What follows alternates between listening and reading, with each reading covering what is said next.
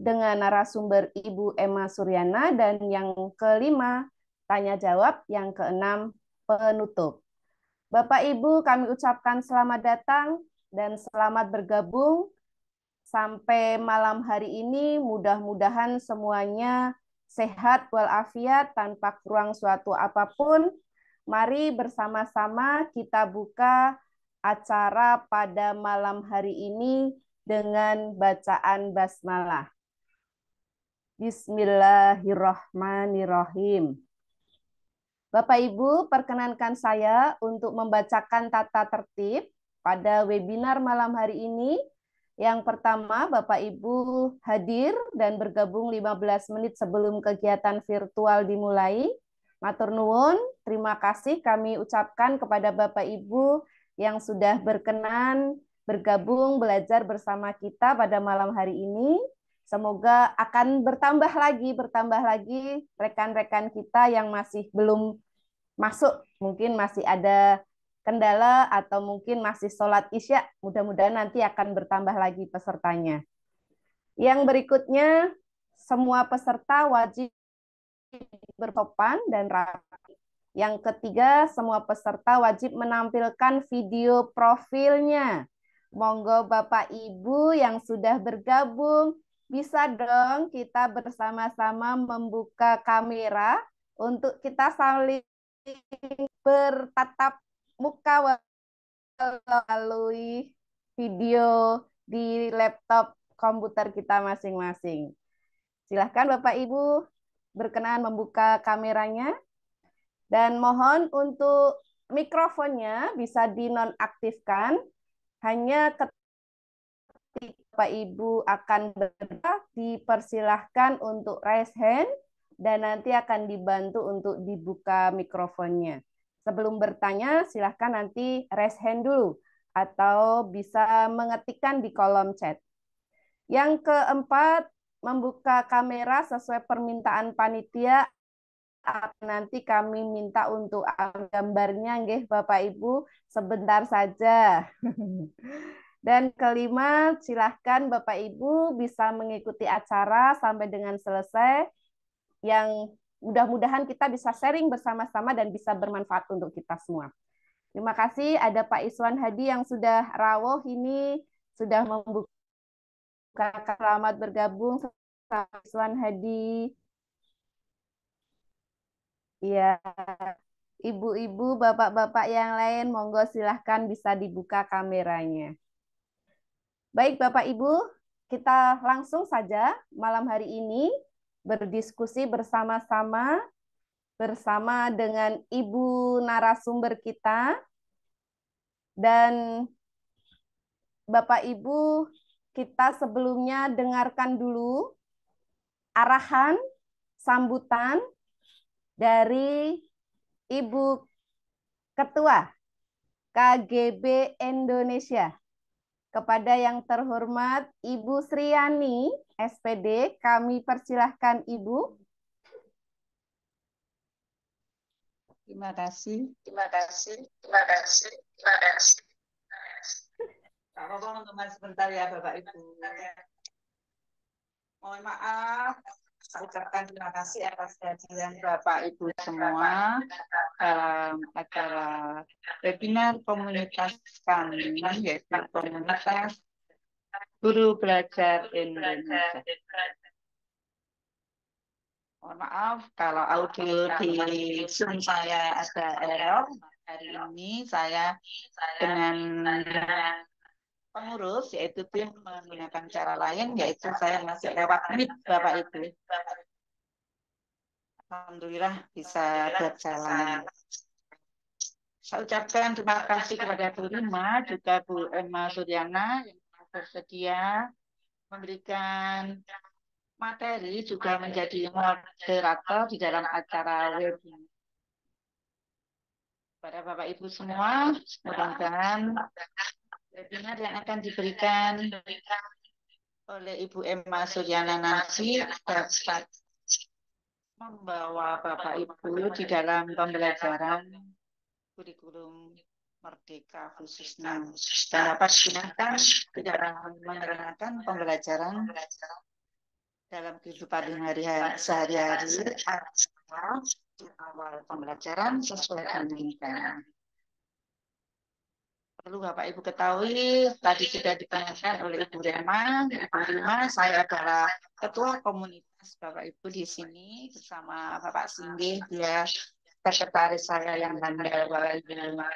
Sehingga tadi kalau ada kendala seperti ini tidak ada Pak Singgih, saya mungkin sudah tidak bisa apa-apa. Terima kasih kepada Bapak Singgih, juga kepada tim yang lain yang sudah hadir, atau kepada yang masih di dalam perjalanan, semoga dalam keadaan. Selamat bergabung Bapak Ibu, selamat menikmati, menyimak apa yang akan diberikan oleh Ibu Emi. Terima kasih, salam sehat dan bahagia selalu. Akhiri, assalamualaikum warahmatullahi wabarakatuh. Waalaikumsalam warahmatullahi wabarakatuh. Baik Bapak Ibu, mungkin sebelum kita menerima materi dari Ibu Emma Suryana, bagaimana biar kita bisa ambil foto bersama dulu ya Bu Sri ya. Oke, silahkan Bapak Ibu dibuka kameranya sebentar untuk kita bisa ambil gambar bersama-sama. Cari posisi yang nyaman, cari tempat yang enak yang bisa kita gunakan untuk ambil gambar.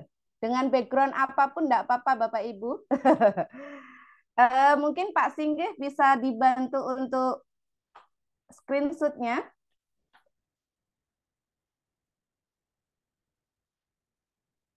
Oke, bersiap nggih? Saya juga ambil dari sini. Baik Bapak Ibu, saya ambil gambar. Kita mulai dari 1, 2, 3. Oke, sebentar saya masukkan dulu.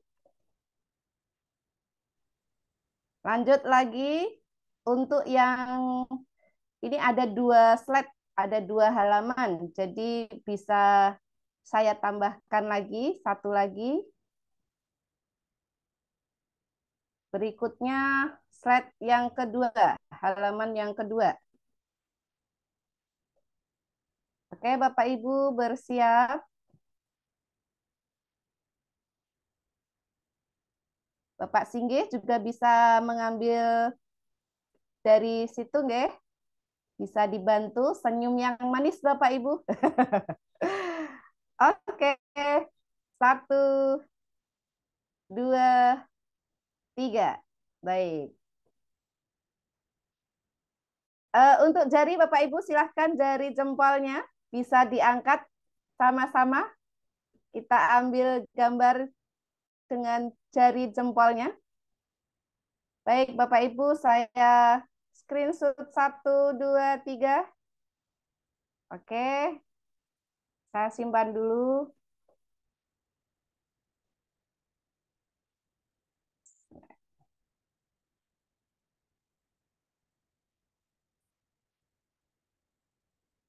Bapak Singgih sudah mengambil gambar? Iya, Bu, sudah. Oke, baik. Halaman yang satunya lagi. Bapak Ibu, kembali silahkan jempolnya. Oke, siap ya.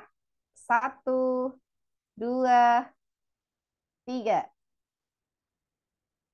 Oke, terima kasih Bapak Ibu yang sudah bergabung, yang sudah bersama dengan kita. Baik, mari kita mulai. Selanjutnya kita akan dengarkan bersama materi dari Ibu narasumber yang luar biasa, yang sudah hadir dalam acara webinar malam hari ini. Beliau sumbernya sekali dari tadi sudah bergabung bersama kita. Kayaknya sudah nggak sabar ini ya. Mudah-mudahan dengan hadirnya beliau akan menambah wawasan kita, akan menambah keinginan kita untuk bisa menjadi guru di depan kelas itu yang lebih baik, menyenangkan bagi siswa-siswa kita. Tidak hanya menyenangkan Bapak Ibu, tapi materi yang kita sampaikan mestinya juga bisa diterima dengan siswa-siswa kita dengan baik. Mohon izin kami sampaikan dulu. Beliau adalah Ibu Emma Suryana. Ibu Emma Suryana ini punya pengalaman yang sangat banyak Bapak Ibu. Beliau antara lain sebagai narasumber guru mengajar ID, kemudian sebagai narasumber School of Teacher, narasumber di sekolah terkait dengan materi kurikulum merdeka, dan juga komunitas di Lugas dan sekolah digital. Luar biasa. Beliau adalah lulusan dari Universitas Muhammadiyah Kota Bumi untuk mengambil S1 Pendidikan Bahasa Indonesia. Ternyata beliau juga pendidikan guru penggerak angkatan 3. Mungkin bagi Bapak Ibu yang mungkin satu angkatan ini guru penggeraknya bisa reuni nih ya Bu ya. Kemudian untuk beliau juga punya pengalaman sebagai pengajar praktik angkatan 8 dan juga narasumber berbagi praktik baik angkatan 3. Beliau termasuk aktivis Bapak Ibu karena beliau adalah anggota Dewan Kesenian Lampung dari tahun 2020 sampai dengan 2024. Berarti saat ini beliau masih aktif nggih. Kemudian sekretaris Sanggar Kampus, ketua komunitas sekolah digital, dan sekretaris komunitas Lugas. Luar biasa beliau punya pengalaman. Mudah-mudahan hari ini beliau bisa berbagi bersama kita sehingga kita bisa mendapatkan manfaatnya untuk beliau, kita bisa cari sisi baiknya yang bisa kita terapkan di anak-anak kita di sekolah masing-masing. Baik Bapak Ibu, kita sambut Ibu Emma Suryana. Dipersilahkan Ibu Emma, sudah bergabungkah bersama kita? Sudah, selamat Oke, malam Bu Sri, selamat, Mbak selamat Rima, malam. Oke, Ibu Sugeng sehat bergabung ini. selalu.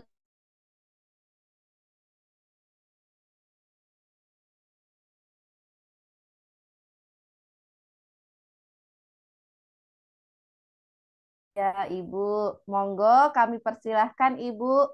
Saya eh, berikan waktu seluas-luasnya untuk Ibu Emma berbagi bersama kita semua. Dipersilahkan Bu Emma. J, makasih Bu. Bapak Ibu, eh, PPT saya bisa ditampilkan Bu, Bu Rima, Pak Singge. Oke, Pak Singgih, monggo Pak Singgih, PPT-nya Bu Emma bisa dibantu.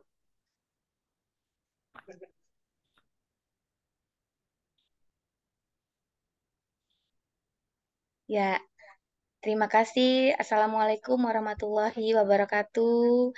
Bapak Ibu yang ada di ruang Zoom meeting ini, selamat malam. Semoga kita semua selalu dilimpahkan kesehatan dan kebahagiaan. Amin ya robbal alamin. Saya mengucapkan terima kasih kepada mama saya ini, Mama Sri. Sudah luar biasa memberikan ruang kepada saya. Makasih, Mak. Mudah-mudahan selalu sehat, bahagia selalu, J. Di sini saya akan, kalau dibandingkan dengan Bapak Ibu semua di sini, Bu, mungkin saya ini anak kecil, anak semua Bapak Ibu yang ada di sini, karena saya merasa muda mungkin. Saya baru kelahiran tahun 85, Bapak Ibu. Mungkin anak-anak ibu semua atau adik-adik ibu semua izin berbagi, bukan berarti saya di sini lebih hebat dari Bapak Ibu semua. Hanya sedikit mungkin pengalaman yang didapat Bapak Ibu dibandingkan Bapak Ibu semua, saya itu tidak ada apa-apanya. Baik Bapak Ibu, sedikit yang saya tahu dalam pembelajaran berdiferensiasi. Pembelajaran berdiferensiasi ini Bapak Ibu, eh, Pak Singge, slide yang, oh ya, baik Bapak Ibu.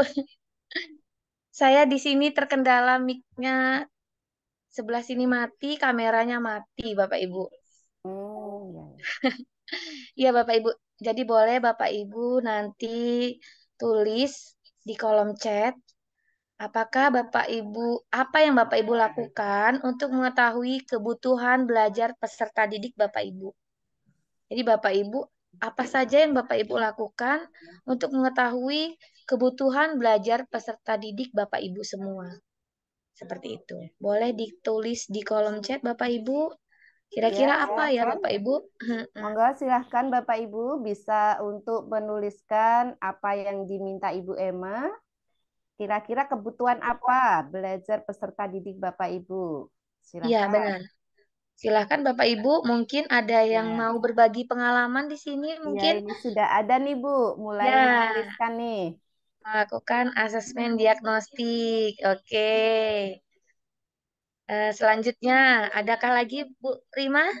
Ya, ini di atasnya ada lagi mengetahui gaya belajar siswa dari Ibu Sari Muharni. Iya, benar. Terima kasih Bu Oke. Sari.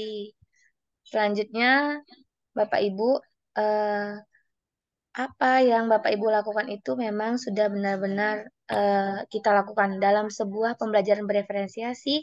Hal yang paling utama adalah melakukan asesmen. Wah, sepertinya ini Bu Rima, kalau dari hasil asesmen saya mau melakukan pelatihan ini, Mm-mm. peserta kita sudah mengetahui semua nih diferensiasi. Mungkin hanya Wah, perlu bagus penguatan dong. saja. Wah, berarti nanti kita tinggal sharing-sharing aja ini Bu Emma ya. Iya, Iya. benar Bu. Jadi sepertinya sudah banyak yang mengetahui pembelajaran bereferensiasi itu apa. Mm-mm. Selanjutnya Bapak Ibu, mungkin saya slide-nya saya agak percepat ya Bu ya, karena sepertinya ini pesertanya lebih hebat dari saya ini Bu. Iya. Selanjutnya Bapak Ibu, eh, asesmen. Ya benar Bapak Ibu, yang kita akan lakukan adalah melakukan asesmen awal. Itu Bapak Ibu izin berbagi praktik baik. Selama saya menjadi guru penggerak, itu saya melakukan asesmen awal. Jadi apa yang saya ketahui, bagaimana cara saya mengetahui gaya belajar anak saya, lalu minat belajar mereka, seperti apa, seperti itu. Saya lakukan itu di awal pembelajaran. Lalu ada juga asesmen formatif dan sumatif. Seperti itu Bapak Ibu. Selanjutnya, eh, bagaimana nih cara Bapak Ibu melakukan pembelajaran menghadapi siswa yang berbeda-beda taraf kecerdasannya? Boleh berbagi Bapak Ibu di kolom chat. eh, Kira-kira ada peserta didik kan di dalam kelas itu berbeda-beda. Jadi menghadapinya itu seperti apa Bapak Ibu? Boleh berbagi di sini di kolom chat. Kira-kira Bapak Ibu melakukan apa seperti itu sehingga nanti pembelajaran itu bisa lebih maksimal sesuai dengan tujuan pembelajaran. Boleh Bapak Ibu mungkin ada yang berbagi pengalaman langkah yang dilakukan. Bagaimana sih Bapak Ibu menanggap menghadapi siswa yang berbeda-beda taraf kecerdasannya? Apa diajak main ul-ulan atau diajak seperti apa? Bapak Ibu boleh berbagi pengalaman Mm-mm. bersama di sini. Mungkin ada pengalaman yang bisa kita bagi. Ya, belum ada Belum Ibu. ada Bu Silahkan Rima? Bapak Ibu untuk yang akan menulis pengalaman. Oh, udah ada nih Ya, ya. oh itu Oke. sudah ada ya, Bu ya. Media, G. Menyajikan media. Wah, Memperhatikan iya. perilaku. Ah, luar biasa. Heeh, Ya, benar. Menyesuaikan iya, proses betul. pembelajaran ya, Bu ya. Ya, betul. Kalau saya Bapak Ibu izin berbagi praktik baik yang saya lakukan, itu saya melakukan misalnya seperti ini Bu. Siswa saya itu lebih cerdas dalam hal kognitifnya. Jadi saya akan membentuk seperti zaman dulu itu kalau kurikulum lama itu tutor sebaya, J. Jadi anak-anak itu diajak berkolaborasi bersama karena biasanya anak-anak itu lebih bahagia dan lebih nyaman menerima pembelajaran itu jika bersama dengan teman-temannya gitu. Mungkin kalau dengan guru, kalau gurunya itu belum nyaman dengan mereka, mungkin mereka belum klik gitu. Sehingga saya mengubah strategi itu mengajak teman-temannya untuk berkolaborasi bersama. Di kelas selalu saya ciptakan pembelajaran seperti ini Bapak Ibu. Kalau pinter sendiri itu udah biasa. Tapi kalau pinternya rame-rame, satu kelas pinter semua itu baru luar biasa. Hal itu selalu saya Mantap. tanamkan dengan anak-anak saya, Bu. Jadi Bu Sri, Mbak Rima, dan teman-teman di sini, saya selalu menanamkan hal-hal seperti itu kepada peserta didik. Agar mereka tahu bahwa kalau pinter sendiri itu nggak bagus gitu. Jadi pinternya itu harus dibagi-bagi biar nambah pinter seperti itu Bapak Ibu. Selanjutnya, wah ini ada yang jawab tutor sebaya Mbak. Ini Bapak Ibu pembelajaran berdiferensiasi. Saya sepertinya tidak perlu mengulas ini ya Bu ya, karena dari hasil pertanyaan di kolom chat saja sudah mewakili bahwa Bapak Ibu di sini hampir rata-rata menguasai pembelajaran berdiferensiasi. Mungkin lebih pintar dan lebih hebat dari saya nih Bu Sri, Mbak Rima. Jadi pembelajaran berdiferensiasi itu bagaimana cara kita mengolah Bapak Ibu. Kalau sepemahaman saya bagaimana cara mengolah pembelajaran di kelas itu sesuai dengan kebutuhan belajar peserta didik. Intinya kebutuhan belajar peserta didik, bukan kebutuhan kita sebagai seorang guru. Di kurikulum 2013, kita hanya mementingkan kebutuhan guru. Kalau menurut pendapat saya nih, Bu, Pak, karena kita merasa bahwa eh, pokoknya ini targetnya harus selesai nih tema satu. Dari 1 bulan itu harus tema satu. Pokoknya harus sudah selesai. Nanti setiap tema itu ada subtema itu pokoknya satu tema itu dalam 1 bulan harus selesai. Kita selalu kejar target. Kita tidak memikirkan perasaan dan kebutuhan peserta didik.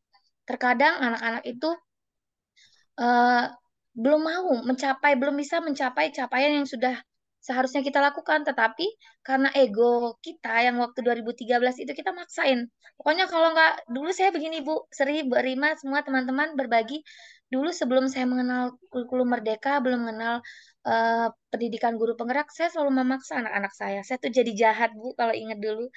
Pokoknya kalau nggak hafal kali kalian nanti nggak naik kelas gitu. Sehingga saya merasa bahwa pokoknya anak-anak itu harus hafal kalian deh. Kalau nggak hafal kalian, ibu nggak mau nanti kalian tidak naik kelas. Seperti itu Bu saya. Selalu mengancam, selalu memaksa anak-anak saya. Setelah saya memasuki guru penggerak, saya sadar Bapak Ibu bahwa sebenarnya kita tidak bisa memaksakan semua itu berdasarkan kemauan kita sebagai guru gitu. Karena sekarang guru itu dituntut untuk menjadi fasilitator di kelas. Bagaimana menciptakan pembelajaran itu menjadi siswanya yang jadi bintang gitu, siswanya yang menjadi lebih baik, bukan gurunya. Kalau guru mah udah biasa dari dulu memang lebih hebat, lebih pinter gitu. Kalau siswanya yang menjadi bintang di kelas itu baru luar biasa gitu. Seperti itu Bapak Ibu. Selanjutnya eh, mungkin ini Bapak Ibu sudah memahami pembelajaran bereferensiasi itu Bapak Ibu ya.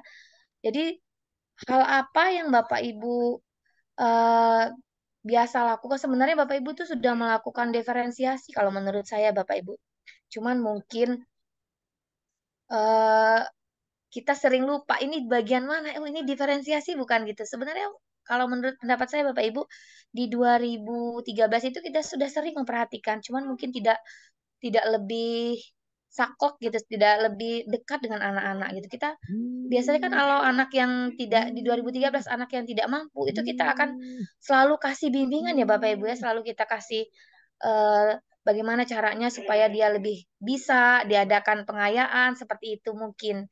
Sebenarnya itu sudah kita lakukan. Jadi Bapak Ibu, pembelajaran bereferensiasi itu tujuan pembelajarannya didefinisikan secara jelas. Artinya Bapak Ibu, sebelum memulai pembelajaran bereferensiasi, tujuan dari pembelajaran itu harus jelas. Mau kemana kita hari ini? Kita mau makan apa? Pakai tempe apa tahu? Kalau pakai tempe seperti apa gitu? Tahunya gimana gitu? Seperti itu harus jelas tujuannya seperti itu. Lalu bagaimana guru menanggapi atau merespon kebutuhan belajar muridnya? Ini Bapak Ibu paling penting dalam diferensiasi. Artinya Bapak Ibu, mohon maaf, mohon izin berbagi praktik baik. Jadi kita tahu dulu bagaimana kebutuhannya belajar peserta didik kita melalui asesmen tadi. Jadi kita tahu, oh anak ini gaya belajarnya kinestetik. Jadi saya harus banyak menampilkan video, audio, dan lain sebagainya seperti itu. Tapi Bapak Ibu, saya ada pengalaman nih Bapak Ibu. Mohon berbagi, mohon izin berbagi Bapak Ibu. Jadi anak saya itu waktu saya asesmen itu auditori Bapak Ibu. Tetapi saya karena sering menampilkan video, selalu menampilkan video pembelajaran, PPT, dan sebagainya, anak itu menjadi kinestetik gitu Bapak Ibu. Jadi sebenarnya kalau menurut pendapat saya nih Bu ya, pengalaman anak yang auditori, anak yang kinestetik, dia tuh bisa berubah sesuai dengan pembawaan dari guru tersebut, biasanya seperti itu.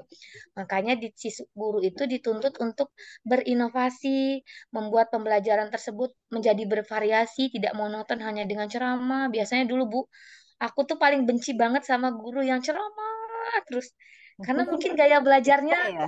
kinestetik ini Bu.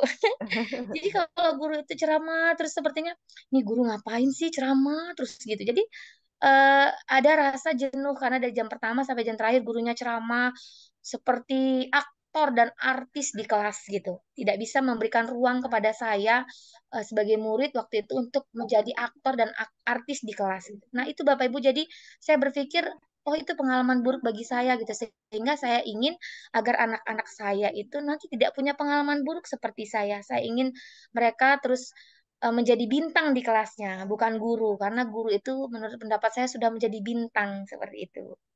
Lalu lingkungan belajar yang mengundang murid untuk belajar. Dadak kayak undangan kalau mau nikahan ya Bu yo.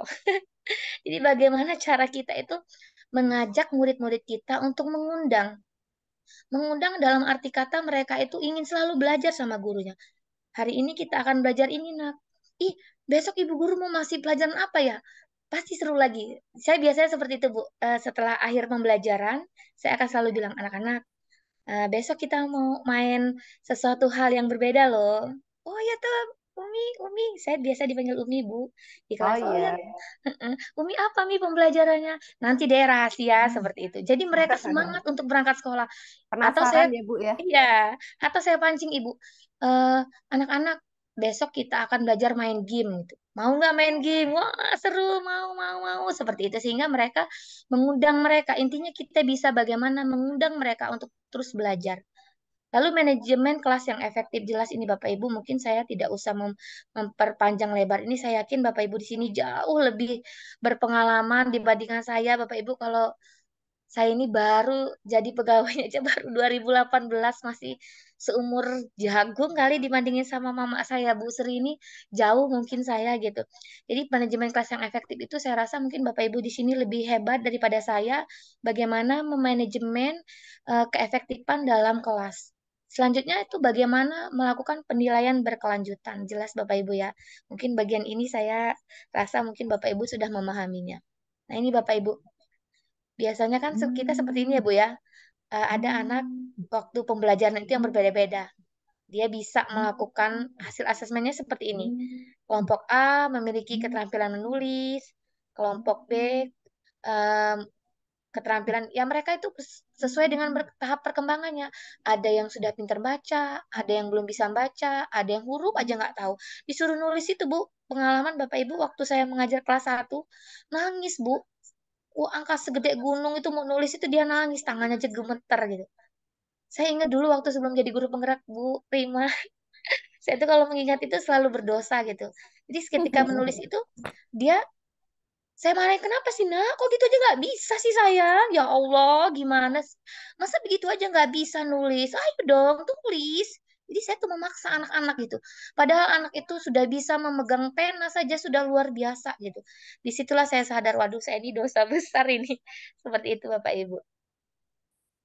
Selanjutnya Bapak Ibu ini yang tadi disampaikan bahwa untuk mengidentifikasi atau memetakan kebutuhan belajar murid, itu yang pertama adalah kesiapan belajar murid. Ini yang paling penting Bapak Ibu. Kita tidak sadar apakah murid-murid kita sudah siap untuk belajar, apakah belum. Kadang kan guru, anak-anak hari ini kita pelajaran bahasa Indonesia. Silakan buka bukunya. Kerjakan halaman 30. Nah, ibu mau pergi ke kantor gitu. Itu biasanya terjadi di sekolah-sekolah, bukan di sekolah Bapak Ibu semua, mungkin di sekolah saya di Lampung Utara seperti itu Bapak Ibu. Jadi gurunya dadak ditinggal, tugas, ngasih tugas, terus gurunya pergi ke kantor. Ibu ke kantor dulu, kerjakan halaman 30. Baca teksnya, dia ke kantor. Terus itu nanti kalau udah selesai anak-anak, belum Bu Guru. Oh ya sudah, nanti jadi PR gitu. Dan yang penting dia melaksanakan tugas, yang penting sertifikasinya cair, dia tidak peduli bagaimana anak-anak itu sudah dizolimi sama kita sebagai guru gitu. Bahwa sebenarnya kan tugas kita itu bukan hanya mendidik ya Bu ya Bapak Ibu, bukan mohon maaf izin bukan menggurui. Jadi bagaimana nanti anak-anak yang kita didik itu bisa membawa kita ke surganya Allah, bagaimana mereka menarik tangan-tangan kita untuk menolong kita nanti di akhirat. Ini ibu guru itu baik sama saya, dia selalu memperhatikan saya seperti ini gitu, Bu. Itu sih harapannya. Lalu minat minat murid. Terkadang kita lupa bahwa minat murid itu seperti apa. Ada yang suka menggambar. Itu Bapak Ibu izin berbagi kalau di kelas saya itu ada anak setiap mengumpul tugas dia pasti maunya gambar. Mau tugas bahasa Indonesia, mau tugas matematika digambar. Ada gambar-gambarnya, ada gambar bunga, ada gambar ini. Oh, kata saya ini calon pelukis nih, dia bisa menggambar. Gitu. Saya temukan minat dia. Boleh nggak Bu, saya tuh kalau ngerjainnya nanti pakai menggambar. Boleh nak, silahkan. Seperti itu. Jadi itu Bapak Ibu. Saya merespon bagaimana minat murid saya gitu. Selanjutnya profil belajar murid. Intinya bagaimana profil belajar murid siswa kita itu bisa terpenuhi. Ya, profil yang visual, auditorik, kinestetik itu bisa dipenuhi oleh anak-anak kita. Karena kadang-kadang anak-anak yang seperti saya sampaikan tadi, Bu, mereka itu akan melakukan pembelajaran itu sesuai dengan gayanya mereka. Jadi nanti kalau ibu gurunya banyak menampilkan video, mereka itu yang auditori itu yakin, Bu, karena ini saya lakukan sudah mau 3 tahun ini, mereka itu berubah gitu, berubah menjadi kinestetik dan sebagainya. Ya Bapak Ibu, eh, jadi juga siswa-siswa itu Bapak Ibu memiliki kesiapan belajar untuk mempelajari materi. Makanya kita memerlukan asesmen tadi. Biasanya Bapak Ibu, kalau saya itu sebelum memulai pembelajaran bereferensiasi itu saya melakukan asesmen, dan asesmen itu bisa saya lakukan bertanya kepada Dewan Guru sebelumnya, karena saya kebenaran sekarang mengajar kelas 4 Bapak Ibu, jadi saya tanya kepada guru kelas 3. Kemudian saya juga bertanya nih kepada anak tersebut. Yang terakhir, yang tidak kalah penting, saya bertanya kepada orang tuanya di sekolah. Karena menurut pendapat saya, orang tua itu akan bisa mengetahui juga bagaimana sih gaya belajarnya, bagaimana sih kesiapan belajarnya gitu. Sampai di mana sih capaian siswa tersebut seperti itu. Minat minat Bapak Ibu di sini minat situasional, artinya kecenderungan objek itu untuk melakukan sesuatu hal. Jadi mereka itu akan bahagia apabila minatnya dipenuhi. Contohnya yang suka buat ini Bu, apa namanya, video. Karena anak-anak zaman sekarang itu anak-anak eh, alfa menurut saya, anak-anak yang luar biasa. Mungkin kalau dibandingkan dengan kita kalau ngedit video jauh Bu. Jadi memang anak-anak milenial yang mampu menggunakan edit video. Jadi saya tidak membatasi. Bu, boleh nggak Bu saya tuh pakai buat video? Oh silakan saja nak gitu. Boleh silakan gitu. Silakan kalian buat edit videonya kalau memang kalian suka membuat video atau membuat PPT seperti itu. Itu yang saya lakukan di kelas Bapak Ibu. Ada juga Bapak Ibu berbagi pengalaman praktik baik. Jadi Bapak Ibu waktu itu anak saya itu suka banget dengan yang cetik-cetik itu loh, Bu Sri, yang nyetik-nyetikin tangan gini nah, terus gendang-gendang gitu. Jadi saya berpikir, oh ini anak saya kok semuanya rata-rata mau ini semua, mau apa namanya, buat seperti itu semua. Jadi apa nih yang saya lakukan? Bagaimana cara saya mengolah kelas ini gitu, memanajemen mereka biar efektif dalam pembelajaran. Jadi setelah hasil asesmen itu saya ajak nih anak-anak, hari ini kita pelajaran seni gitu. Boleh yang gendang-gendang, silahkan kalian gunakan tangan. Jadi kalau gendang-gendang di meja, dada mejanya rusak ya Bu Sri. Aku nanti dipecat sama kepala sekolah. Ini loh kok pakai gendang-gendang meja gitu. Jadi saya membuatnya, uh, memanajemennya dengan mengajarkan mereka untuk bertepuk-tepuk gitu. Jadi boleh nak nanti yang ketepuk-tepuk nih bagian sebelah sini dari asesmen, atau yang suka yang sweet sweet gitu loh Bu. Jadi oh itu nanti kita buat musik, hari ini kita akan belajar bagaimana mengkombinasikan lagu menanam jagung dengan apa yang sudah kalian lakukan. Jadi kita akan belajar eh, jenis-jenis tenor dan sebagainya, lambat cepat seperti itu. Nah, silakan kalian modifikasi presentasi dengan kelompok bagaimana kalian membuat presentasinya nanti lebih menarik seperti itu. Awalnya saya pesimis, Ibu. Ini bisa nggak ya kelas 4 SD melakukan semua ini? Mampu nggak gitu? Tapi dengan adanya hasil asesmen tadi dan terlihat bahwa minat belajarnya, jadi itu bisa terlaksana, Ibu. Alhamdulillah. Jadi kelasnya seru banget. Yes, teriak-teriak mereka. Oh, kita gini gendangnya, nanti begini kamu, nanti kamu susulan seperti ini gitu. enggak itu lambat, nanti jangan lambat, itu cepet gini musik menanam jagungnya gitu. Sehingga waktu presentasi luar biasa saya sempat terharu nih Bu ya. Wah, ini beginilah kalau kebutuhan belajar murid itu sudah terpenuhi. Beginilah kalau gaya belajar peserta didik itu sudah kita penuhi gitu. Tapi Bapak Ibu, miskonsepsi yang kadang membuat kita salah dalam pembelajaran bereferensiasi, kita itu bukan robot Bapak Ibu yang bisa menciptakan semua diferensiasi gitu.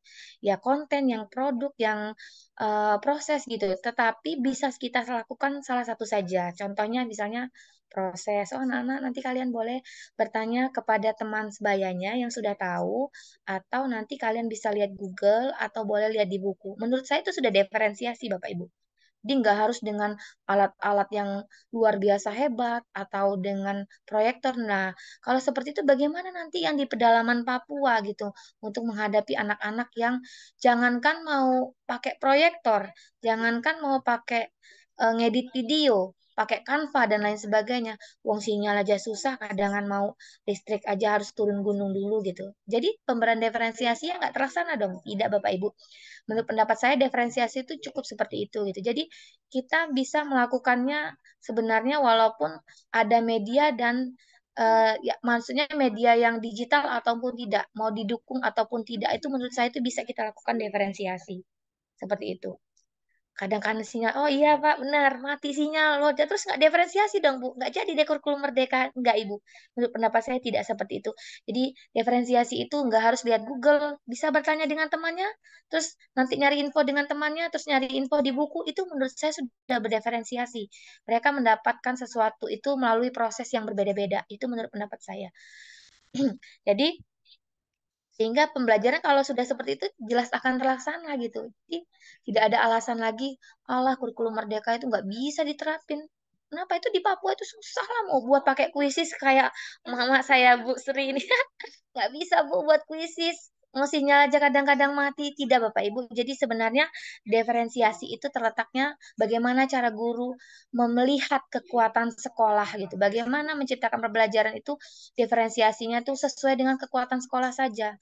Kalau sekolahnya kuat, tidak kuat untuk melihat Google, tidak kuat untuk melakukan kuisis, ya lakukan saja diferensiasi yang ada di kekuatan sekolah. Oh anak-anak boleh nanti kalian cari informasinya, tanya dengan melihat keadaan lingkungan sekitar kita, misalnya dengan tumbuh-tumbuhan yang ada di sekitar, seperti itu.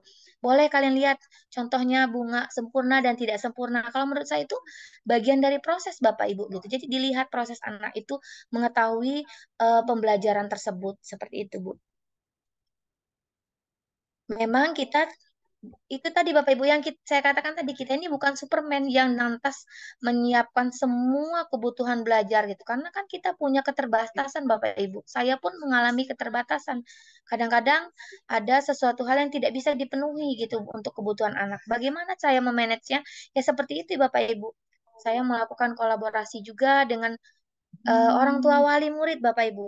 Izin berbagi Bapak Ibu. Jadi untuk menciptakan diferensiasi itu juga menciptakan sumber-sumber belajar yang sehingga pembelajaran itu menjadi inovatif dan menyenangkan dan mengundang murid untuk belajar.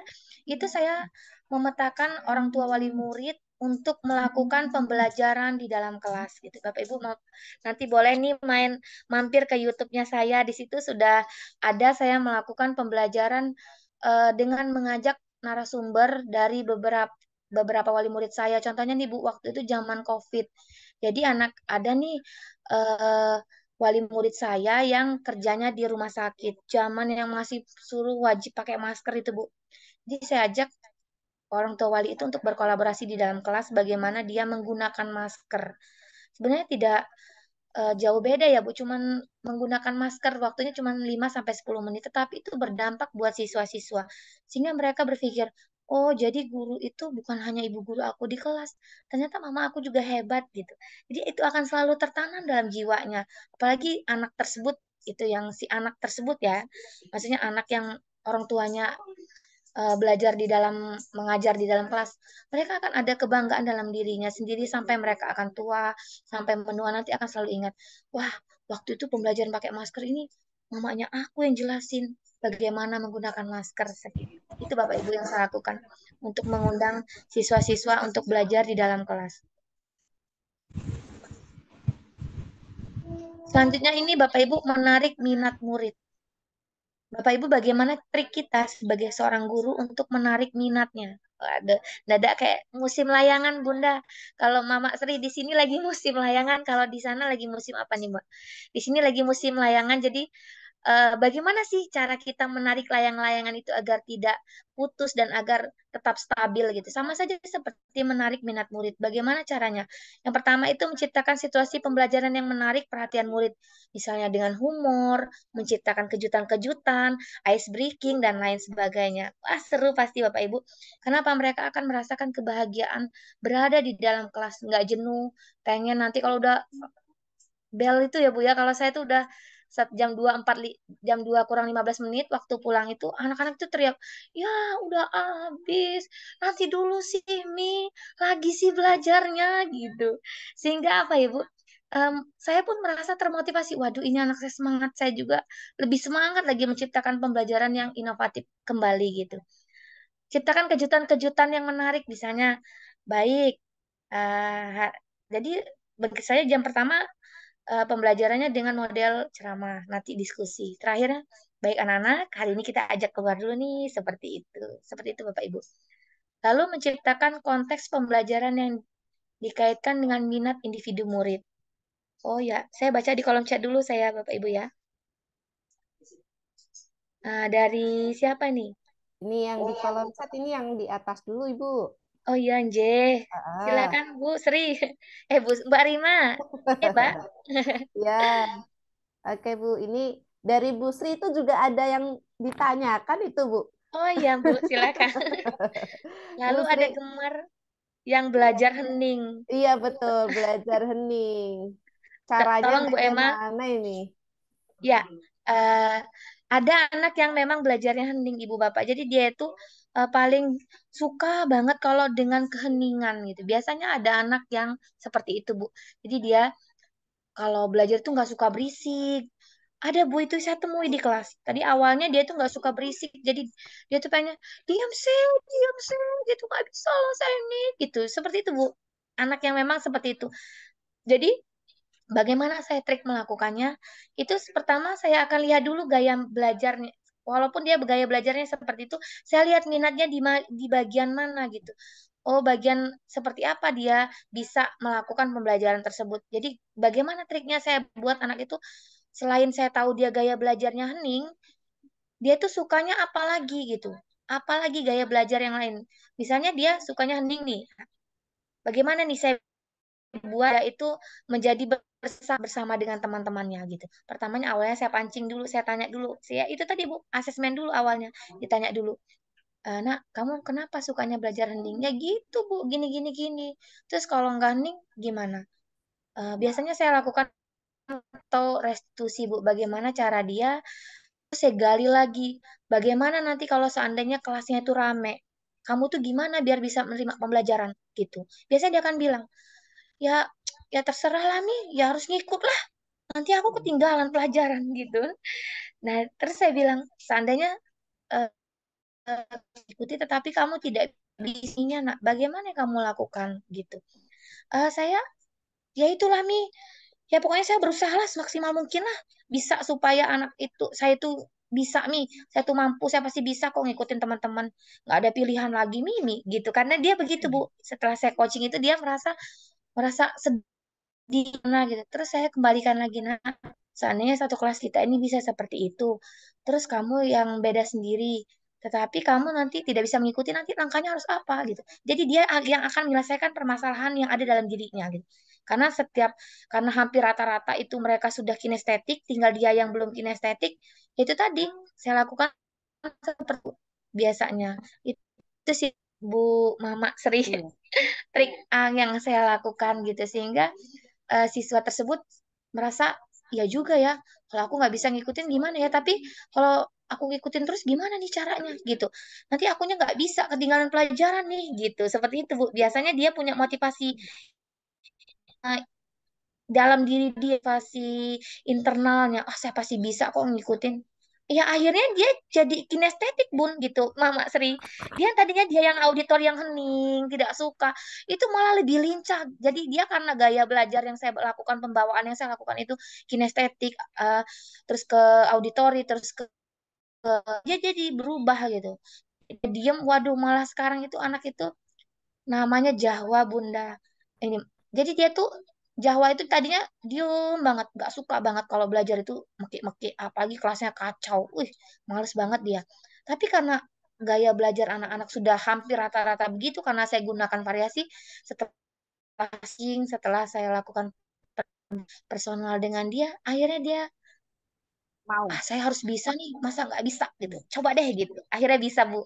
Alhamdulillah dia tuh malah termasuk jadi anak yang lebih eh, Aktif. nalar kritis masuk menurut saya nih Bu.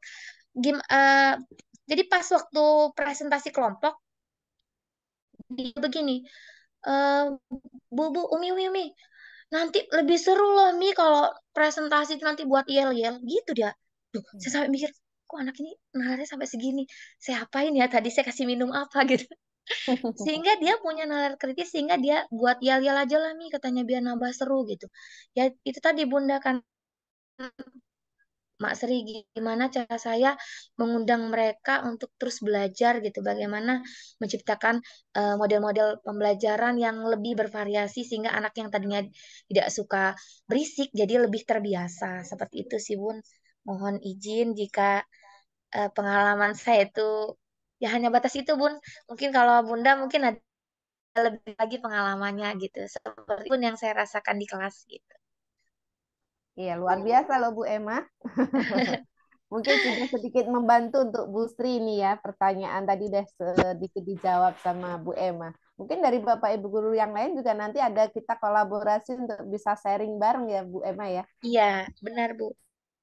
Saya begini, Mama Seriku, Mbak Rima, bagi saya bukan salah satunya orang hebat di ruang Zoom ini gitu. Setiap saya melakukan memberikan pelatihan, baik di secara luring maupun daring, saya berpikir bahwa peserta didik saya, bukan peserta, maksudnya peserta orang yang belajar dengan saya itu mungkin jauh lebih hebat dari saya gitu. Saya lebih bersifat kayak seperti berbagi pengalaman sedikit saja, Bu. Saya malah ingin bagaimana cara mungkin oh tempat Bu Sri segini, saya mau terapin ya di kelas seperti itu. Jadi saya kesannya seperti itu, Bu. Kalau saya menyampaikan materi gitu. Kolaborasi itu yang penting bagi saya. Ya itu tadi Bun, kalau pinter sendiri itu mah udah biasa. Kalau pinter rame-rame, nah baru luar biasa.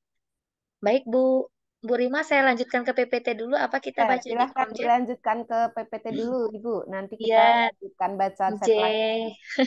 Makasih Mbak Rima. Lalu menciptakan konteks pembelajaran yang dikaitkan dengan minat yang tadi Bu ya, dengan Iya. minat murid. Lalu mengkomunikasikan nilai manfaat dari apa yang dipelajari murid. Jadi nanti kita akan komunikasi nanti kira-kira manfaatnya ini apa, apa ya nak ya, kita ini mau ngapain ya nanti gitu, seperti itu Bu. Lalu menciptakan kesempatan-kesempatan belajar di mana murid dapat memecahkan persoalannya. Itu tadi Bu, saya hanya sebagai fasilitator di dalam kelas. Bagaimana fasilitator itu membuat anak-anak itu merasa difasilitasi oleh gurunya, merasa dipenuhi semua kebutuhan belajarnya. Intinya kan diferensiasi itu kita memenuhi kebutuhan gitu. Bagaimana kita menyiapkan apa menciptakan pembelajaran sehingga kebutuhannya itu tercapai gitu. Ketika anak-anak itu tercapai, mereka akan dengan mudah menerima. Satu lagi Ibu Bapak berbagi pengalaman, sebelum saya memulai pembelajaran itu saya nggak mau langsung belajar Bapak Ibu. Biasanya saya ajak ice breaking dulu, senyum dulu, sehingga anak-anak itu bahagia. Karena menurut saya anak-anak yang bahagia ketika sudah senyum di kelas, kita tuh mau ngasih materi setebal gunung aja, setinggi gunung Himalaya pun akan diterima dengan dia gitu. Kenapa? Karena anak-anak yang sudah bahagia maka akan terbuka pemikirannya. Oh, Ibu guru bahagia, asik nih belajarnya gimana nih gitu. Jadi saya biasanya kalau mau masuk kelas itu nahan nafas dulu Bu. Karena tidak memungkiri, kita sering Bu kalau mau berangkat sekolah, mana tadi pecah ban atau seperti apa gitu. Jadi saya kalau masuk kelas kalau lagi kacau itu saya tahan 5 menit, KSE saya tahan, senyum untuk anak-anak karena anak-anak sudah siap menerima pembelajaran, jadi saya harus siap menerima siap memberikan fasilitasi kepada anak-anak saya yang membutuhkan pembelajaran. Seperti itu. Lalu diferensiasi proses ini Bunda dan Mbak Rima serta Bu Mamaku Sri. Diferensiasi proses ini bagaimana bervariasinya proses dalam memahami materi. Jadi kita harus memiliki variasi prosesnya yang seperti disampaikan tadi. Bisa dengan orang tua wali, bisa dengan tutor sebaya, bisa juga dengan melihat sebagainya seperti itu. Lalu memperhatikan gaya belajar murid. Itu yang paling penting. Bagaimana memperhatikan gaya-gayanya. Ada yang suka seperti ini, ada yang seperti ini gayanya. Gaya yang diperhatikan itulah yang akan membuat kita melakukan diferensiasi proses. Bisa dengan membaca buku, lihat video, wawancara, dan lain sebagainya, Bapak Ibu. Bisa juga dengan belajar mandiri, berkelompok, dan tutor sebaya. Jadi berproses itu menurut pendapat saya anak-anak yang sudah presentasi itu sudah proses gitu. Mereka sudah melakukan proses, diferensiasi proses. Sebenarnya kan kalau kita melakukan di K13 itu sudah lah Bapak Ibu ya, sudah kita lakukan. Sering kita kan melakukan anak-anak kerja kelompok, cuman mungkin kalau di K13 itu gurunya lebih dominan, tetapi kalau di kurikulum Merdeka itu gurunya hanya sebagai fasilitator. Selanjutnya diferensiasi produk, jadi bervariasinya produknya. Contohnya membuat karya tentang alat transportasi. Murid itu bisa membuat karya sesuai minatnya seperti membuat puisi, buat lagu, prakarya, atau lain sebagainya. Produknya itu apa? Terserah. Atau hari ini kita belajarnya tentang penggunaan pemanfaatan daur ulang barang bekas. Silahkan kalian buat produknya seperti apa? Seperti itu. Yang biasa dilakukan. Gitu. Lalu diferensiasi konten. Jadi yang perlu kita lakukan adalah bagaimana melihat kontennya. Konten yang berbeda, misalnya anak-anak kalau kalian naik kendaraan itu gimana nih nanti? Seperti apa nih nanti? Kontennya itu seperti apa? Gitu. Sehingga anak-anak itu merasa bahwa eh, diferensiasi, bahwa kebutuhannya itu bisa terlaksana. Sehingga pembelajaran diferensiasi itu bisa tercipta dengan baik di dalam kelas. Bapak Ibu, tidak harus tiga-tiganya kita lakukan, bisa satu saja. Saya itu juga sering melakukan itu paling banyak dua loh, Mbak. Kalau tiga itu saya masih kurang di fasilitasinya. Seperti itu. Ini Bapak Ibu pembelajaran bereferensiasi, berpusat pada murid, bersifat proaktif, lebih memperhatikan kualitasnya. Itu yang paling penting. Jadi bukan kuantitas, bukan sampai di mana kita menyelesaikan materi. Pokoknya ini pokoknya ini harus bisa nih anak-anak saya. Tidak Bapak Ibu.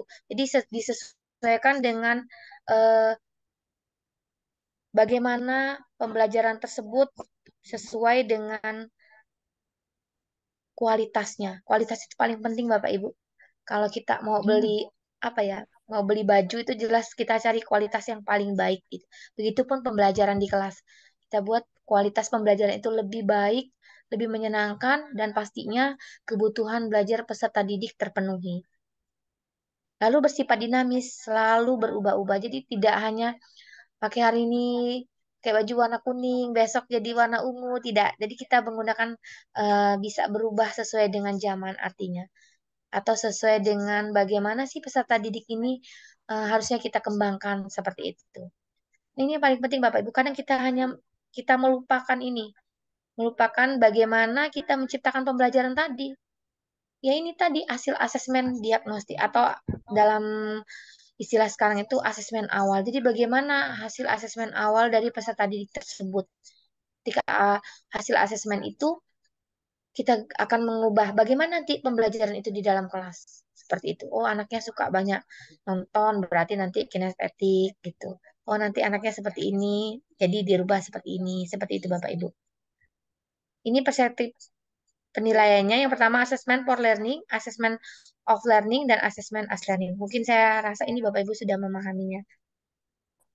Ini perseptik penilaian disampaikan tadi assessment for learning, assessment of learning, dan assessment as learning. Saya rasa ini Bapak Ibu mungkin sudah paham dan sudah mengerti, apalagi yang sudah memiliki pengalaman mengajar lebih dari 20 tahun, 30 tahun mungkin, 40 tahun mungkin lebih memahami di bagian ini. Bapak Ibu, ingatlah bahwa murid-murid kita memiliki gaya belajar yang berbeda. Maka penting bagi guru untuk berusaha menggunakan kombinasi gaya belajar. Jadi tidak hanya satu gaya belajar, tetapi beberapa gaya mengajar yang pas gitu, yang lebih bervariasi. Sehingga murid-murid itu merasa betah di kelas, bahagia ketemu gurunya gitu, dan menerima pembelajaran dengan bahagia seperti itu. Sudah siapkah Bapak Ibu semua yang ada di sini menerapkan pembelajaran berdiferensiasi di dalam kelas? Terima kasih Bapak Ibu. Salam dan bahagia. Saya senangnya ini kalau diskusi, Mak Sri.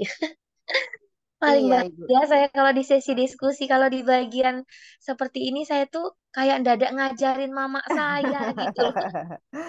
Kayak Oke, dadak saya tuh kita apa habis ini gitu. diskusi Bu Emma, tenang aja. Ya, gitu. Terima Baik, kasih. Saya akhiri. Mungkin belum diakhiri ya, Bun. belum, belum, belum. Sementara di pending dulu. Pending dulu ya, Bun. Ya, di Iya, pending iya, iya. dulu. Silakan. Baik, kita saya serahkan kepada moderator saya yang cantik dan ceria ini, Terima Mbak kasih Rima. Bu Emma. Nanti aku pengen lo main sekali-sekali ke Pekalongan, Oh, atau Mbak Rima nanti boleh nih main-main ke Lampung gitu. oh, Nanti boleh, boleh, boleh. Kita siapkan tempat untuk Mbak Emma kulaan batik ya. alah, gulaan berarti ya. Kalau di sini itu pun seruit namanya. Nanti Bunda Apa? saya ajak nyeruit bareng di Oh, siap, Lampung. siap. Mudah-mudahan ada rezeki, rezeki Amin ya sehat, rezeki Allah. Iya Bunda. yang Terima kasih. lainnya, insya Allah. Nggih. Iya, Terima kasih Nji. Bu Emma, luar biasa sekali, menarik sekali pengalaman Bu Emma. Banyak tadi yang sudah di-share ke kami semuanya.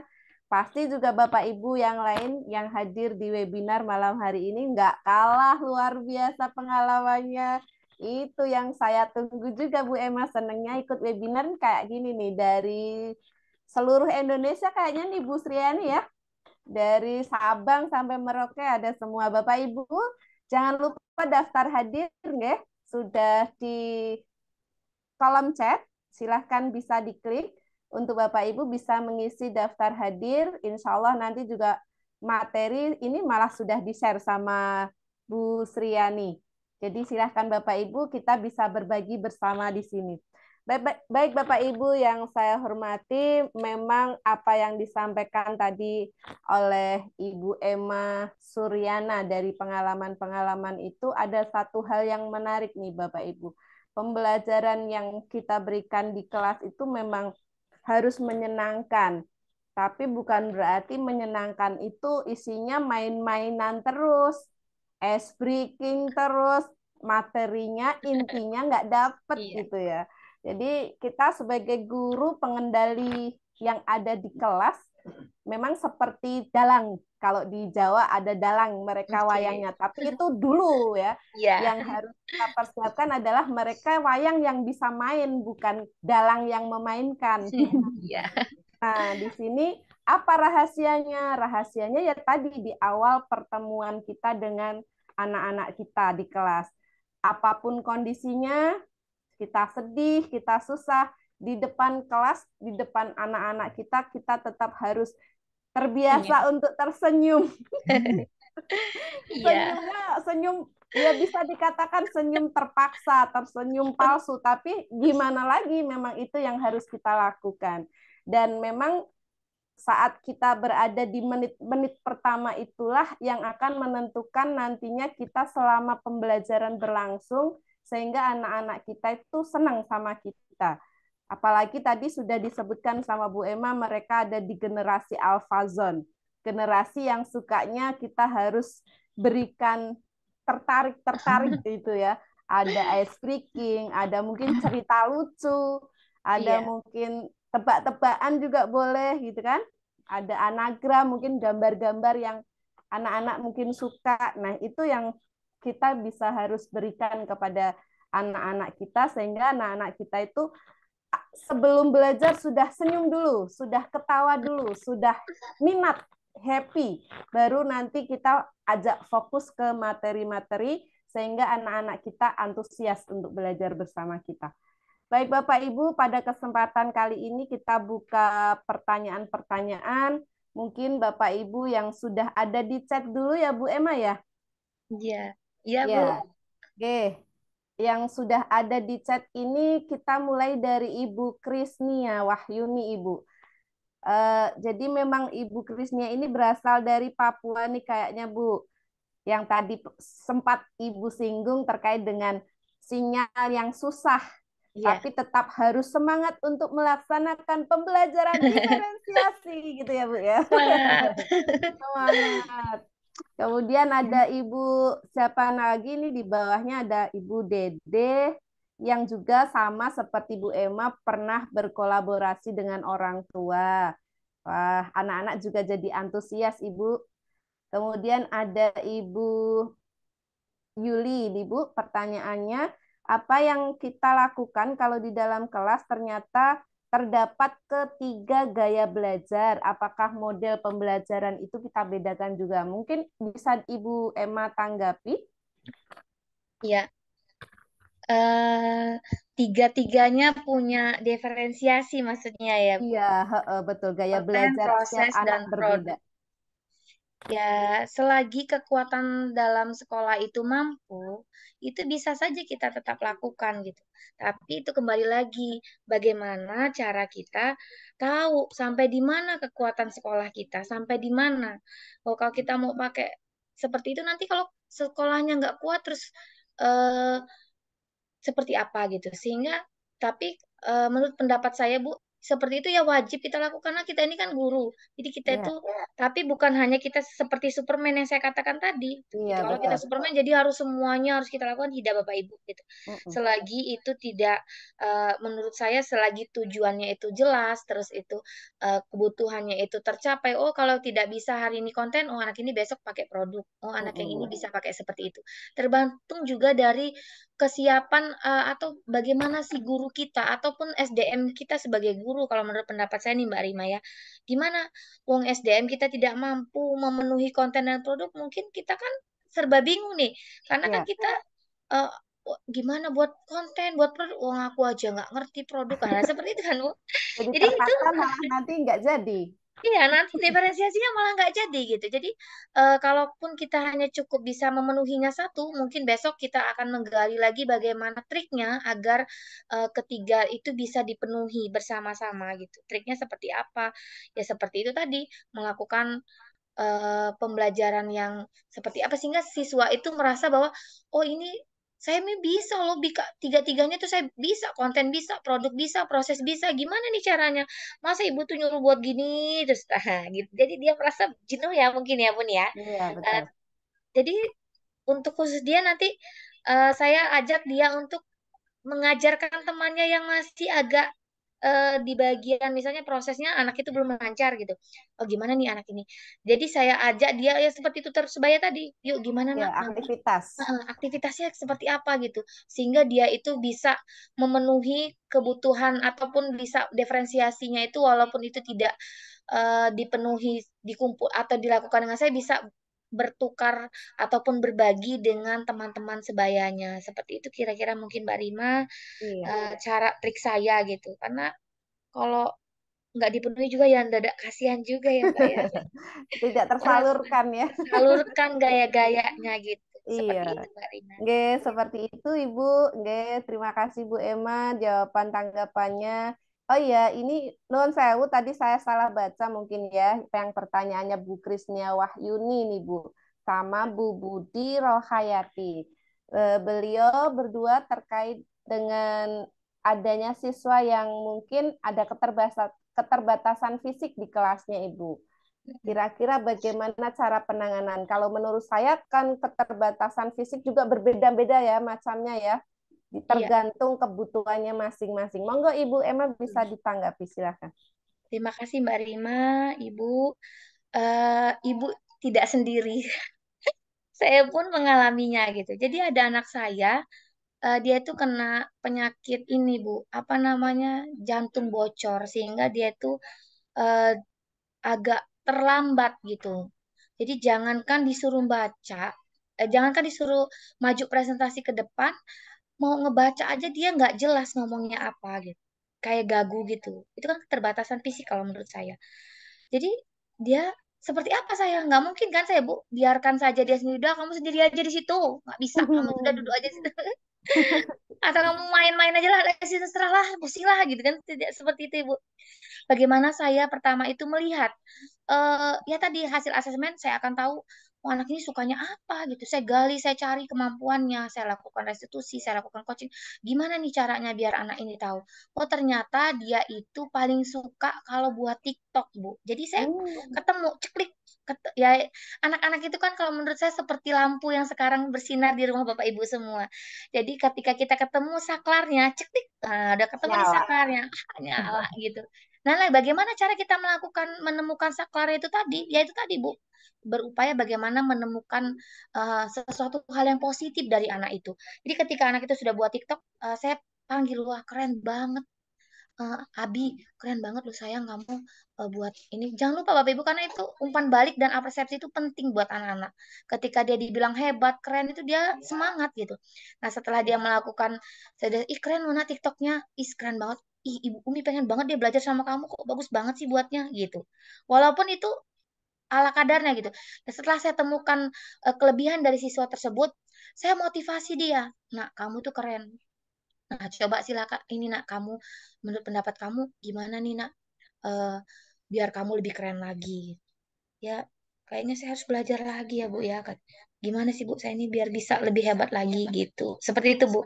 Jadi dia setelah kita temukan, kita gali kemampuan yang kelebihannya, kita tunjukkan kepada dia. Coba nak kamu yang ngomong. Pertama dia ngomong itu malu Mbak Rima, yang ngomong kan Iya, gagu ya. Jadi agak ah, ya namanya terbata. gitu ya terbata. Oh gitu seperti itu Bun. Tapi dia maju presentasi. Oke, sekarang yang presentasi eh ayo nak sayang sekarang kamu yang baca ininya. Assalamualaikumnya. Assalamualaikum mama atuh. Wah keren. Saya kasih tepuk tangan gitu sehingga dia tuh lebih semangat. Dia langsung bilang, "Mi, saya tadi bagus ya," katanya bacanya. Iya, nanti Umi tampilin ya di ini Umi apa statusnya Umi gitu. Jadi saya buat di status sehingga dia tuh merasa, "Ah, saya ini bisa," gitu. Jadi ketika motivasi internal sudah ada dalam dirinya, walaupun dia dengan keterbatasan fisiknya, keterbatasan apapun, ketika dia sudah menemukan jati dirinya, maka dengan mudah Bapak Ibu, saya yakin kita bisa menyamaratakannya. Seperti itu sih Bun pengalaman saya yang saya lakukan di Iya, kelas. Mudah-mudahan iya. bisa menginspirasi teman-teman. Iya, terima kasih. Mungkin itu Ibu yang tadi disampaikan karena kurang jelas anak berkebutuhan khusus apa ya. Jadi Bu Iya, Emma bisa menyontohkan yang ada di Bu Emma, nggih. iya, Eh, kalau mungkin dari Ibu yang tadi menanyakan ada Bu Budi atau Bu Krisnia yang bisa berbagi, mungkin silahkan bisa bergabung bersama kita di sini. Ibu Krisnia masih bergabungkah? Atau Ibu Budi, silahkan.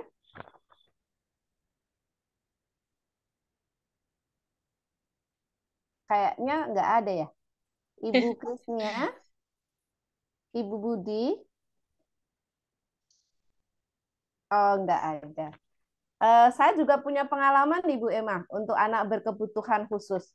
iya, Jadi memang untuk yang pernah saya lakukan di kelas itu karena dia nggak bisa bergabung dengan teman-temannya ketika berada di kelas, dia nggak mau ribut karena dia istilahnya introvert, nggih. iya, Kemudian suka pakai headset.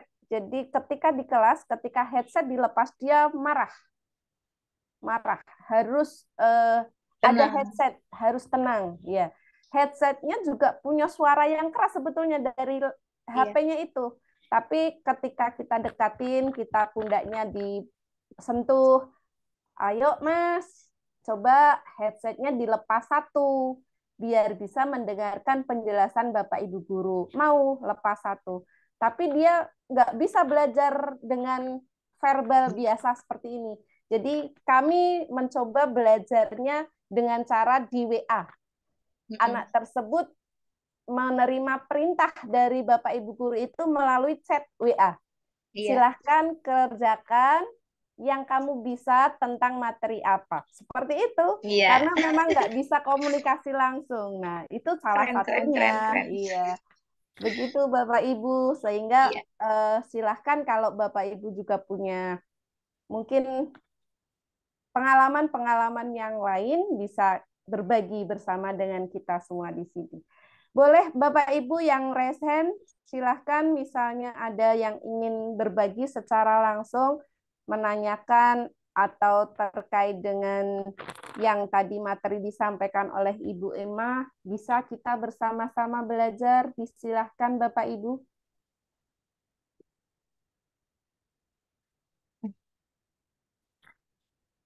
Kita buka untuk sesi pertanyaan berikutnya. Adakah? Kayaknya udah jelas dan paham semua ini ya.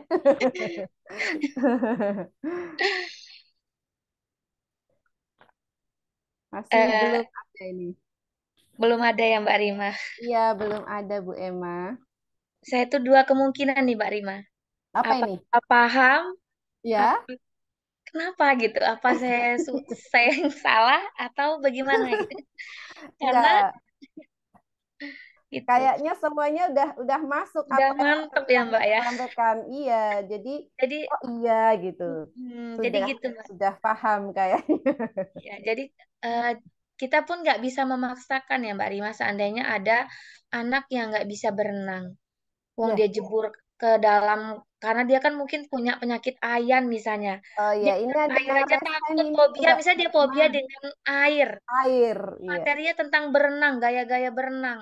Dia lihat air aja takut. Terus nilainya Iya. gimana nanti gitu? Masa iya gitu? Anak yang nggak Harus dikasih dipaksa. nilai ya Bun ya gitu ya. Iya. Oke, ini ada yang resen ini Bu Emma. Oh iya silahkan Bu. Iya, Ibu Nini Setianingsih mungkin bisa bergabung. Iya, ini udah nyala kayaknya. Mikrofonnya bisa dinyalakan Ibu Nini. Masih, ya. Oke, silahkan bisa disampaikan secara langsung untuk Bu Emma atau bagaimana, monggo. Ya, terima kasih Bu Rima, untuk Bu Emma dan Bu Sri. Selamat malam. Malam Bu. Selamat malam. Ya, terima kasih. Sekedar mau minta petunjuk untuk Ibu Emma yaitu ya. Selama ini saya mencoba dalam setiap pembelajaran saya itu saya menggunakan metode 1 5 menit untuk literasi supaya anak-anak itu dalam membaca. Setelah itu dari literasi itu saya mengarahkan ke apa itu konsep murid menemukan sebuah konsep apa sih yang sudah didapat dalam literasi tadi. Nah, setelah anak-anak saya catat dalam konsepnya anak-anak, kemudian saya membuat sebuah konsep guru yang saya rangkum dari sekian anak tadi. Nah, dari situ kemudian saya terakhir metode yang saya gunakan itu elaborasi itu saya memfasilitasi mereka sehingga mereka kan presentasi Ibu. Setelah itu saya memantik mereka untuk aktif. Apakah itu sudah berdiferensiasi gitu Bu Emma? Mohon petunjuk. Terima kasih.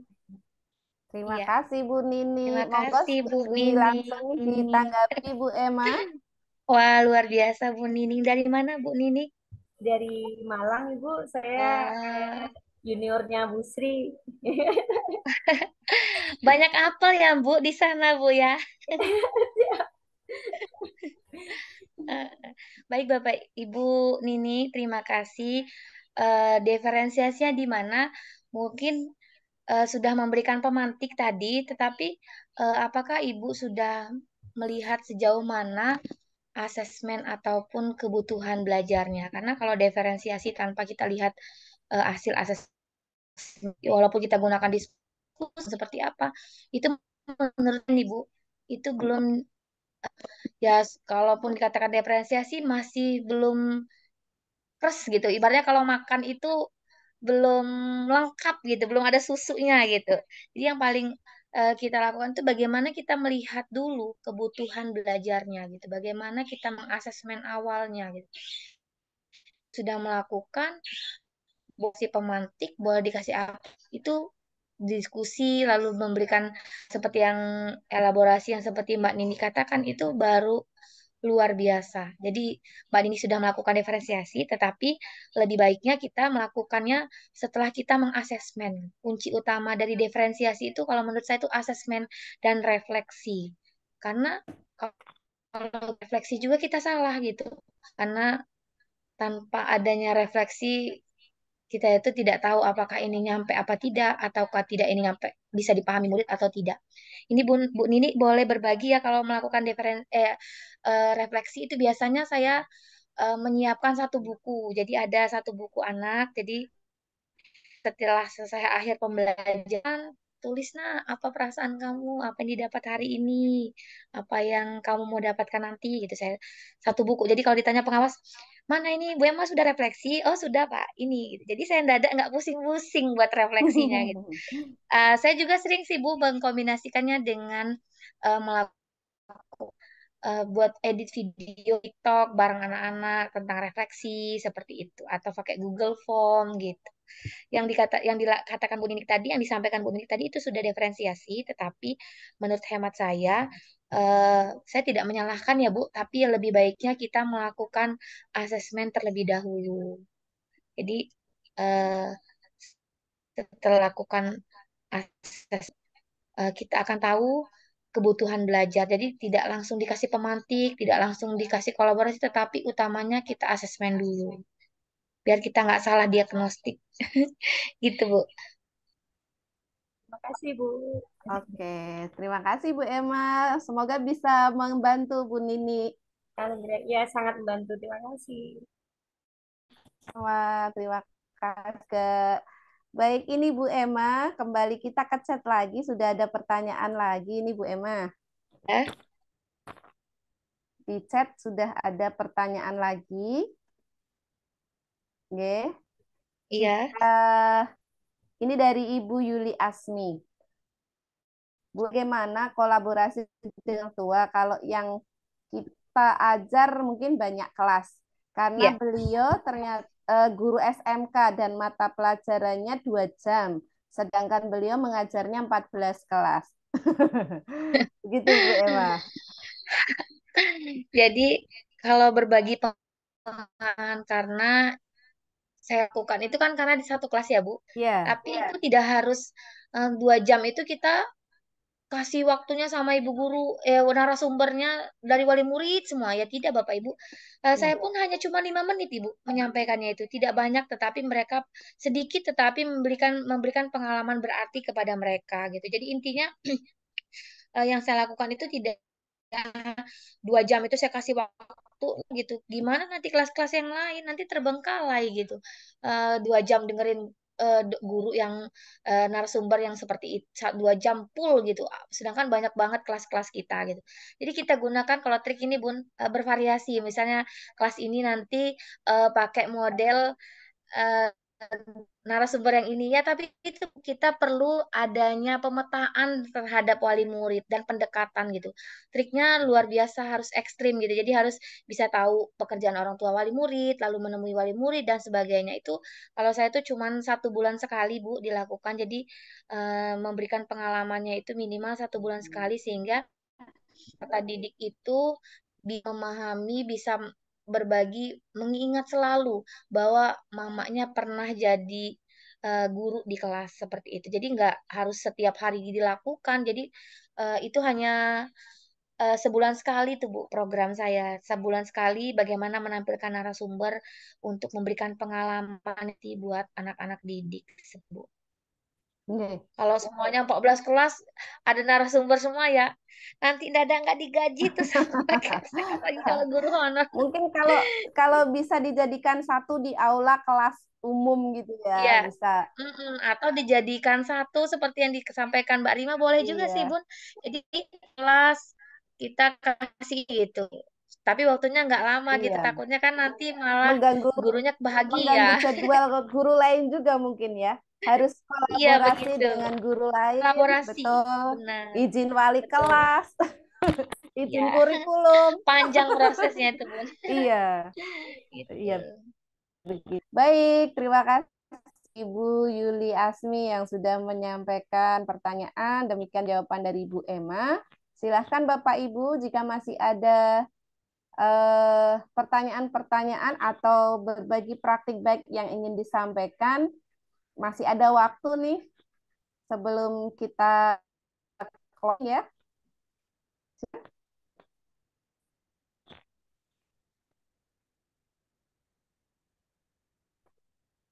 Ini pesertanya kayaknya banyak juga ini Bu Sri ya. Ada dari Bekasi, ada dari mana lagi? Karanganyar. Monggo Bapak Ibu yang ingin berbagi, silahkan. Oke, kita tunggu. Misalnya ada beberapa teman yang ingin menyampaikan, silahkan. Ibu Dede mungkin ada yang disampaikan Ibu Dede. Kayaknya masih mute ini, jadi kami nggak mendengar Bu Dede. Iya, maaf belum dibuka Oh iya, mikrofonnya. silahkan Bagus Bu banget, Dede. Ibu. Alhamdulillah, Ibu narasumbernya bagus banget, menarik, sangat menginspirasi buat saya khususnya.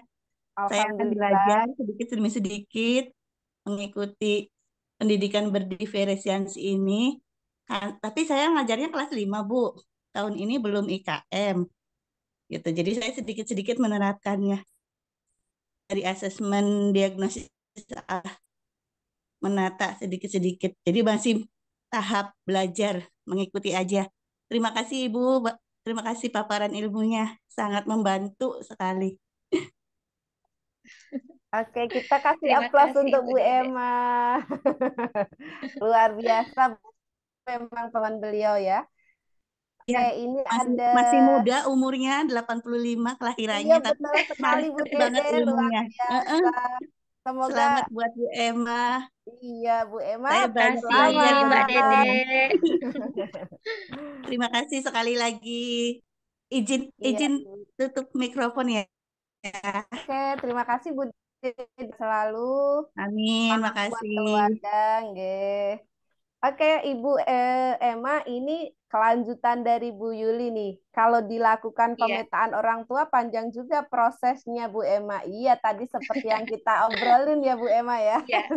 Iya, Jadi kalau mau setia nggak bisa terlaksana, Bu. Jadi biasa kita ada program atau 6 bulan sekali, setidaknya mm-mm. ada satu gitu yang menjadi narasumber di kelas gitu, sehingga menjadi pembelajaran bermakna buat siswa-siswa. Ya Iya, Mbak Yo, panjang betul, ya Mbak, kayak kereta betul. api ya Mbak. Kalau di tempat saya memang kita melibatkan guru BK juga Bu Emma.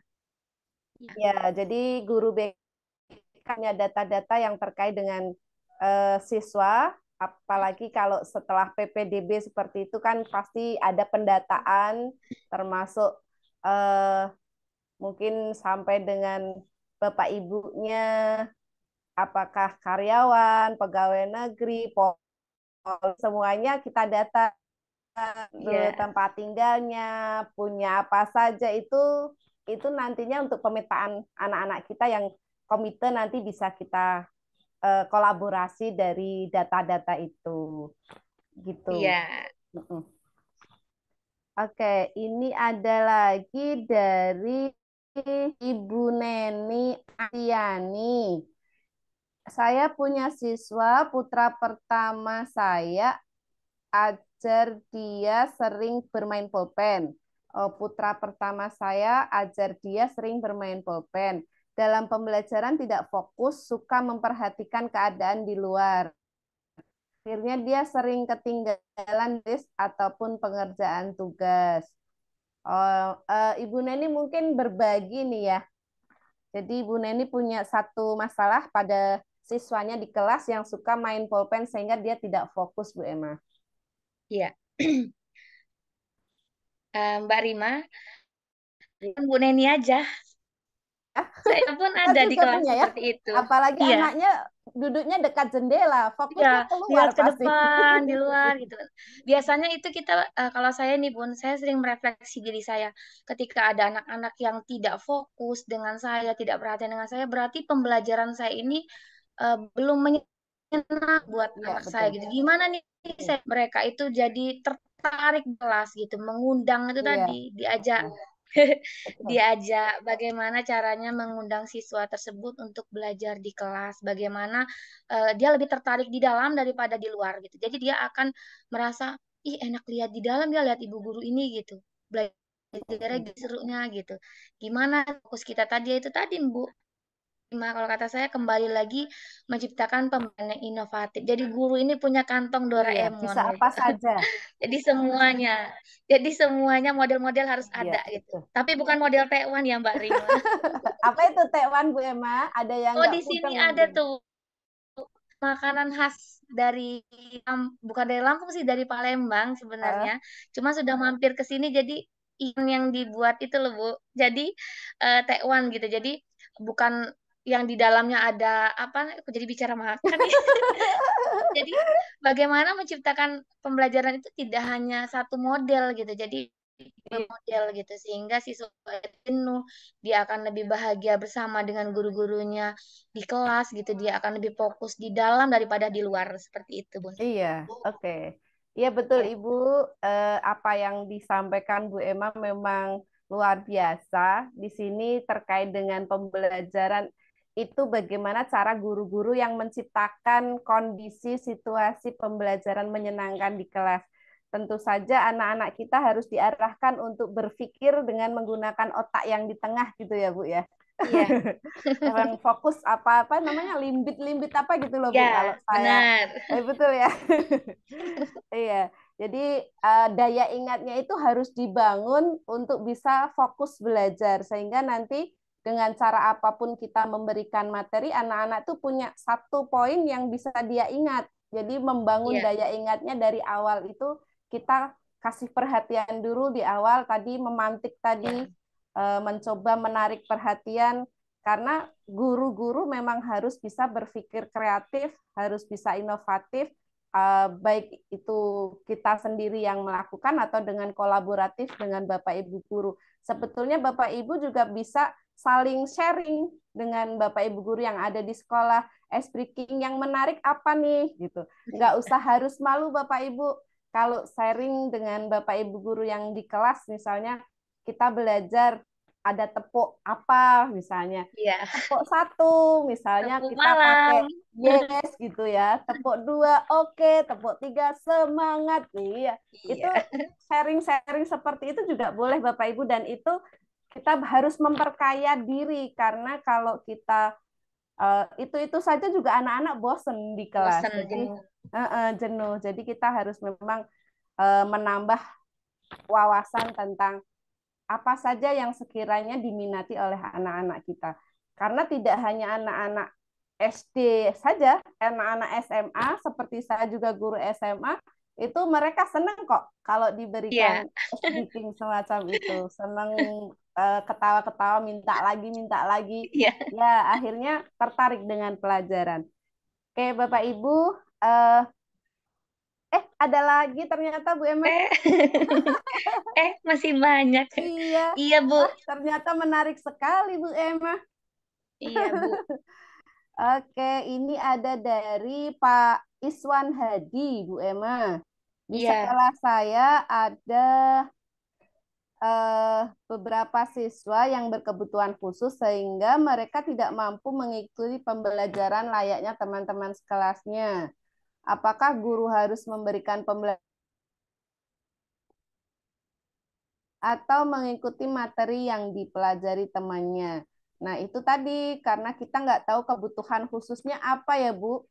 iya, Jadi untuk pemecahan masalahnya harus dikaji lebih dalam. iya, Tadi Bu Emma sudah memberikan salah satu contohnya. Saya juga iya. tadi menambahkan salah satu contohnya. Monggo Bu Emma Oh, mungkin mau ada tambahan? Iya, Bu Rima, Oh ada enggak. iya. dari Bu Sri ini. Oh ya dari Bu Sri Pripon, Pak. Oke. Masih ada yang tanya Ibu ya? Iya Bu, ada yang tanya Ibu gimana Bu? Oh ya, enggak apa-apa. Pokoknya nanti pukul 9 tet kita tutup ya Selesai. Ibu. Iya, siap Bu. Kalau Ini sebentar lagi nggak ada nggak ya sudah ada ini. ditutup aja. Iya, Makasih, Mas dulu Mak. nanti Ibu Rima ya. siap siap Bu. Saya tutup saya ya. Nggih Ibu. Ya, Matur suwun. Makasih, makasih makasih. semuanya. Nggih. Makasih, Mak. Sehat selalu, J. Makasih, Mbak Rima. Jadi, tadi kalau kebutuhan khusus itu, biasanya kalau sekolah itu ada inklusif, Mbak. Jadi biasanya mungkin nanti, ya itu tadi, saya tidak tahu kebutuhan khususnya seperti apa. Biasanya kalau sekolah itu, kalau ada capaian khusus untuk siswa-siswa yang berkebutuhan khusus. Kalau di sekolah negeri itu ada juga, Bu, dia tuh khusus untuk anak-anak yang memang memiliki kebutuhan khusus gitu. Sehingga gurunya juga diajar khusus dan sebagainya. Tapi itu kan untuk sekolah yang elit, yang maksudnya sudah memenuhi semua kebutuhan. Tetapi ada juga sekolah yang nerima-nerima aja seperti itu, Bu. Itu Iya, triknya bagaimana? Ya bagaimana kita memperkaya diri kita, bagaimana mendekati anak inklusif, seperti apa, mengikuti pelatihan-pelatihan inklusif dan sebagainya gitu. Memperkaya diri menurut saya. Bagaimana cara kita sebagai guru memperkaya diri kita, terus belajar dan belajar karena kalau kita berhenti sampai di sini setelah selesai webinar ini kita tidak belajar lagi, itu menurut saya tidak akan bisa menyelesaikan semua permasalahan yang begitu banyak di kelas. Seperti itu, Mbak Rima. betul sekali Ibu. Oke, baik Ibu, terima kasih Baik. banyak. Mohon maaf Bapak Ibu yang belum bisa kami akomodir. Mungkin ada yang raise hand. Bapak Junaidi, mohon maaf karena sudah tadi di awe-awe sama Bu Sriani dan juga Pak Singge untuk Siap, segera siap. diakhiri. Nuhun sewu, mohon maaf sekali. Baik Bapak Ibu, eh, di sini kita berkolaborasi bersama, belajar bersama. Terima kasih sekali atas apa yang disampaikan oleh Ibu Emma Suryana, narasumber kita malam hari ini. Terima kasih waktu dan kesempatan Bu Sriani, Pak Singgi, dan teman-teman. Makan jajan berbahan ketan. Cakep. Ayo Bu. Cakep, Ketan dilempar oleh sang mantan. cakep. Cakep. Kemana tuh Sampai mantannya, Bu? jumpa. Jangan dibahas deh, jangan dibahas. Sampai jumpa di lain kesempatan. Moga webinar ini ada kelanjutan ya Bapak Ibu. Alhamdulillah, Amin. amin. Baik Bapak Ibu, terima kasih atas kerauhannya, kehadirannya Bapak Ibu luar biasa semuanya. Bapak Ibu hebat. Kami doakan semoga sehat selalu. Semoga bermanfaat materi malam hari ini. Kita selalu belajar untuk meningkatkan kemaksimalan diri yang kita miliki untuk lebih baik untuk anak-anak kita, mencerdaskan kehidupan bangsa. Dan Bapak Ibu, mudah-mudahan semuanya bisa melaksanakan kegiatan di sekolah dengan maksimal. Baik Bapak Ibu, mari kita ucapkan hamdalah bersama-sama untuk menutup kegiatan pada malam hari ini. Alhamdulillah. Alhamdulillahirobbilalamin. Alhamdulillahirobbilalamin. Terima kasih. Terima Mohon kasih maaf dari saya Ibu jika ada semuanya. kekurangan. Mohon maaf jika ada kesalahan yang tidak berkenan. Saya izin undur diri. Assalamualaikum warahmatullahi wabarakatuh.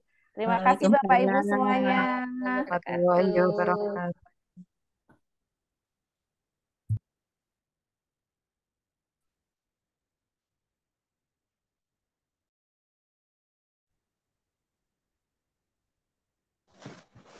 Sudah selesai.